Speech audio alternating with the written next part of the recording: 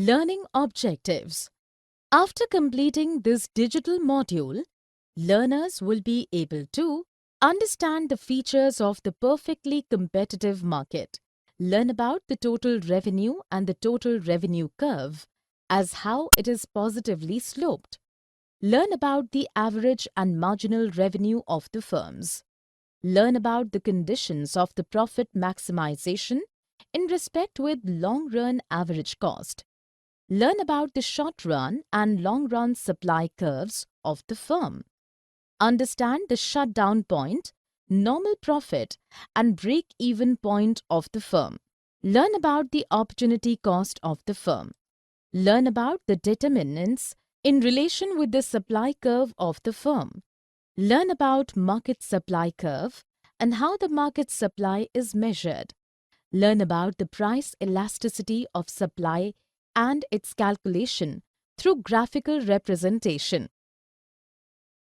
Firms' perfect competition and revenue curves. Perfect competition of the firm. Salient features. The perfect competitive market has two salient features. First, the market has same type of goods to be sold to buyers, and the second is every buyer and seller in the market has the role of price taker. When a firm sells its products at the price more than the market price, the buyers switch their purchases to other firms, as the goods are available in the market price or lesser from the other sellers.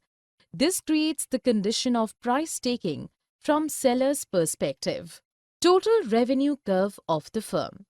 The total revenue of the firm is calculated when it sells its every good at the market price. When the output is zero, the revenue is also null. After that, it progresses by the result of the product of its output and the unit market price of that good. Thus, the total revenue curve is upward rising straight line. It is seen that the total revenue at a point on the curve divided by the specific output shows the market price.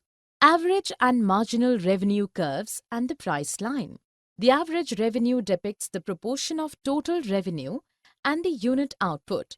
On the other hand, the total revenue is the product of the output and the market price. Thus, we can get that the average revenue is same as market price. On the other side, for a price-taking firm, the marginal revenue also gets equal with the prevalent market price.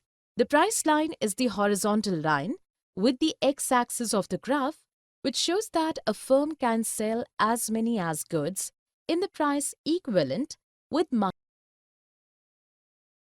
profit maximization. Conditions of profit maximization. The profit can be derived by subtracting the total production cost from total revenue of the firm after selling its goods. In a positive output level where the output is maximum, three conditions ensures the profit maximization of the firm. First, the marginal cost should be equal with the market price. Second, the marginal cost cannot be decreased at the optimum output level. And third, in the short run, the output level, the market price should be greater than or equal with average variable cost, and in the long run, price is to be greater than the average cost. Condition 1. Marginal cost being equal with market price. It has been seen that the profit maximization firm will not produce any output both the time when the market price will be greater than the MC and when the marginal cost of the firm will be more than the market price. Conditions 2 and 3. Marginal costs and market price. Second condition says that marginal cost curve cannot set downward at the level of profit maximization point as long as every output level lays further of primary output where it first touches with market price and then it starts declining. The primary output level thus cannot be profit maximization point here. Third condition says that in short, the market price must be greater than or equal to the average variable cost in positive output of the firm, and in the long run too, price must be greater than or equal to the average cost. Profit maximization, a graphical interpretation. We can show that in distinct marketplace, the output level of the profit maximization firm will be equal to the area where the upward rising SMC meets the price at the firm's respective output level, and the short-run average cost will be aligned with the output parallel to the price line. Supply curve of a firm. Short-run supply curve of the firm. In short run, firm chooses 2 points of its output production where price is greater than or minimum being equal to the average variable cost. When price is less than the AVC, the firm stops production. Here we can get the short-run supply curve of the firm, which is the rising part of the short-run marginal curve, as risen from the point AVC touches market price as being equal each other. Long-run supply curve of the firm. When price is greater than the LRAC, the firm stops to product more. In the meeting point with market price, firm's output will be long-run, being equal with its profit maximization equilibrium. Like the short run, in the long run also, the supply curve can be seen by the same curve of marginal curve, which is rising from the price equilibrium point and where the LRAC also touches the market price. Shutdown, normal profit and break-even point and opportunity cost. After the SMC curve cuts down the AVC curve at the minimum level of the average cost, any further output cannot be possible. This is called shutdown point. Similarly, in the long run, the maximum point of LRAC curve is a shutdown point, the profit level that a firm earns, which is sufficient to meet the costs and the opportunity costs of the firm, is called its normal profit. When in the minimum point of LRAC or SAC on the supply curve, where the firm with positive output earns the normal profit, then the point is called the break-even point. When the firm invests an amount as fixed cost and variable cost to start production, the opportunity cost lies in the assumed advantage of any alternative investment of that amount if the firm would not invest in the production. Determinants of the supply curve of a firm. Definition of determinants or factors of the firm's supply curve. As we know, the marginal cost curve becomes the supply curve of the firm.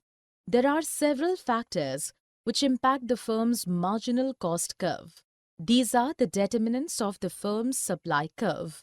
Technological progress and input prices.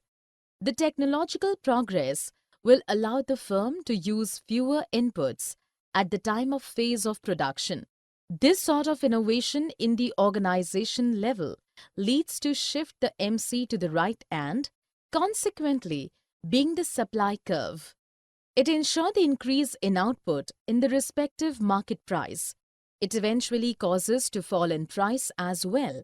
If the increase in unit price like wage input price of the labor increases, the marginal cost increases. It happens the supply curve to shift leftward and shrink in the output level in the specific market price. Unit of taxes imposed on the production. If government imposes the tax on the firm's production for every unit of the output, then the long-run marginal and average cost will be increased.